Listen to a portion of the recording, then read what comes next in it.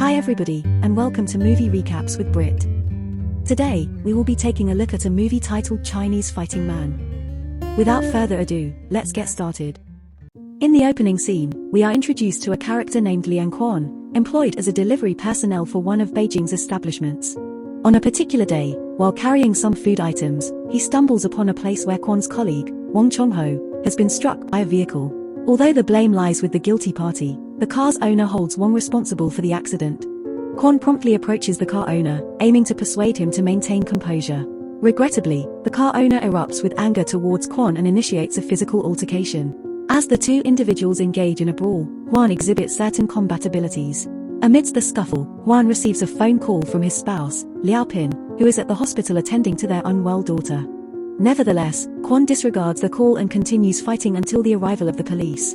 Subsequently, the police apprehend all parties involved, including an elderly man whose bird enclosure was damaged during the altercation. Meanwhile, at the medical facility, the doctor determines that Quan's 6-year-old daughter, Juo, suffers from an atrial septal defect and necessitates surgery to avert severe respiratory issues. Liao is apprehensive since they lack the necessary funds for the surgical procedure. She makes multiple attempts to reach out to Huan, but he remains unresponsive. At the police precinct, Huan and Wang are accused of causing harm to a bird enclosure within a vehicle. Faced with limited options, they offer compensation to settle the matter, resulting in the case being closed. Later, Quan arrives home where Liao scolds him for his lack of responsibility. She also discloses the news of Juo's upcoming surgery, which carries a price tag of 200,000 renminbi. Liao expresses her worry, noting that they have only managed to earn 50,000 renminbi in the past 3 years. Additionally, Huan recently paid 10,000 renminbi as restitution following the altercation. Nevertheless, Quan reassures her not to fret about finances, assuring her that he will find a solution. The following day at work, all the delivery personnel are assembled by their employer. The boss informs them that their company has received numerous negative feedback and experienced delays. He proceeds to issue a warning, threatening to terminate employees who fail to fulfill their duties adequately. After reprimanding them, the boss announces a generous reward for the outstanding employee of the month. He then instructs everyone to leave, except for Quan. The boss is furious with Quan for his careless actions, yet he maintains a level of trust in him due to their long-standing working relationship and shared hometown connection. At that moment, he reveals to Quan that he has recommended him for the position of station head, which fills Quan with joy. Subsequently, Quan heads to his workplace and spends the evening at Wang's residence.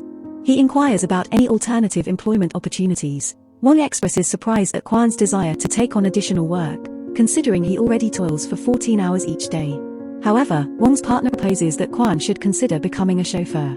Later, at their dwelling, the landlord brings a prospective tenant to view the premises where Quan's family currently resides. It becomes apparent that Quan has failed to pay the rent, placing them on the brink of eviction. Upon learning of this, Liao suggests to Quan that they should have returned to their hometown, acknowledging their inability to sustain themselves in Beijing.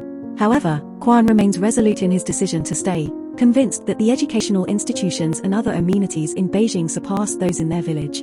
Due to their conflicting viewpoints, a heated argument ensues between the couple. The following day, Liao and Dua seek refuge at Liao's sister's house, while Quan takes shelter in a cramped shed. He also commences working the night shift as a designated driver.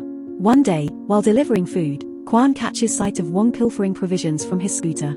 Filled with anger, he pursues his friend, urging him to cease his actions. Eventually, Wang discards the stolen food, rendering it inedible. The subsequent workday unfolds, and Wang receives the accolade for being the most exceptional employee of the month, leaving Quan feeling disheartened. Meanwhile, Liao and Dua make their way back to Liao's sister's residence after school. Upon entering, Liao overhears her sister engaged in a heated argument with her husband. The husband expresses his discontent regarding Liao and Dua's presence in their home. The following morning, Quan meets his wife and daughter at a restaurant, where Liao informs about her friend's spa in Fushan. She contemplates relocating to Fushan with Huan since she can earn more than 10,000 renminbi per month there. Nevertheless, Quan opposes the idea of taking Dua along because the child requires medical treatment in Beijing, renowned for its exceptional cardiac care. Consequently, Liao decides to embark on the journey to Fushan alone, leaving Dua under Quan's care. Prior to departing, Liao assures her daughter that she will return as soon as she gathers enough funds for the surgery. From that point forward, Huan confronts a demanding schedule. He rises at 7, prepares Dua for school, drops her off, and retrieves her at 4. There is barely any time for him to eat as he must fulfill a minimum of 60 orders daily within a time frame of less than 10 minutes per order. Consequently, he consumes his meals while trapped in traffic and subsequently works as a designated driver for 2 hours after 8 p.m. However, those 2 hours serve as a respite for him, as he no longer needs to hurry and rush. As the days elapse, he becomes increasingly meticulous in managing his time. One evening after work, upon returning home, he discovers that his daughter is nowhere to be found. In a state of panic, he frantically dashes through the city, searching for her. After an extensive quest, he eventually discovers Dua within the store belonging to the elderly gentleman encountered earlier. Upon locating her, he contemplates scolding her for venturing out without permission, but the senior intervenes. Grateful for the man's care of his daughter, he expresses his gratitude and departs for home. On the weekend, Dua expresses her desire for Juan to take her to the bird's nest, yet Quan convinces her to accompany him on his delivery rounds instead. While delivering the food, they encounter a female customer who finds Dua incredibly endearing, leading to an additional 50 renminbi being offered as a tip. Later on, the father-daughter pair utilizes the tip to relish a delectable meal at a restaurant. While indulging in their food, Juan receives a phone call from a company requesting his presence at their office for a station head interview. Overjoyed, he also experiences nervousness regarding the upcoming interview. The subsequent day, Juan and Dua make their way to the office for the interview. Dua discerns her father's anxiety, though Quan attempts to dismiss it when questioned. Prior to entering, he repeatedly emphasizes to Dua the importance of staying in one place. Throughout the interview, he introduces himself and references his past occupations as a firefighter, security guard, and delivery person. Unexpectedly, amidst the interview, Dua enters the room and requests permission to use the restroom. Quan feels embarrassed, yet before he can utter a word, a staff member arrives and escorts Dua to the facilities. The interviewer takes notice of this and queries whether Quan intends to bring his child to work. Quan responds that he would only do so under circumstances of extreme work demands. The assessors review his records and determine that they contain numerous unfavorable remarks. Nevertheless, he contends that he has never shirked his responsibilities and has not engaged in any actions that have harmed a patron. According to Quan, his records are tarnished due to involvement in unrecorded incidents, yet he holds no regrets for those occurrences. After the interview, the father-daughter pair sits together, and Quan exhibits signs of sadness. Later that evening, Quan leaves Dua at the delivery office and proceeds to work as a designated chauffeur. Upon his return, he panics upon discovering that his daughter has once again gone missing. He thoroughly searches the entire office and experiences relief upon finding her in his boss's office. He expresses gratitude to his boss for looking after his daughter. The boss demonstrates such humility that he offers to care for Dua if Quan is unable to be present. On the subsequent night, while operating as a driver, Juan witnesses a husband physically assaulting his wife on the street. Without hesitation, he steers his vehicle towards them but ends up colliding with another car. Disregarding the other vehicle, he proceeds towards the couple. He intervenes to halt the abuse inflicted upon the wife, only to be surprised when she berates him for interfering in their personal matter. Consequently, he faces charges for causing the car accident. Upon returning home, he discovers that his modest shack is being demolished by a group of men. He endeavors to impede their actions but is forcefully cast aside. Left with limited options, he withdraws funds from the savings entrusted to the owl and spends the night at a hotel. Upon discovering the 30 grand withdrawal, Leo immediately contacts him. Once again, she bears the burden of his negligence and unleashes her anger, warning that their daughter's life hangs in the balance if he persists in repeating the same errors. These words strike Quan deeply, and he breaks down in tears.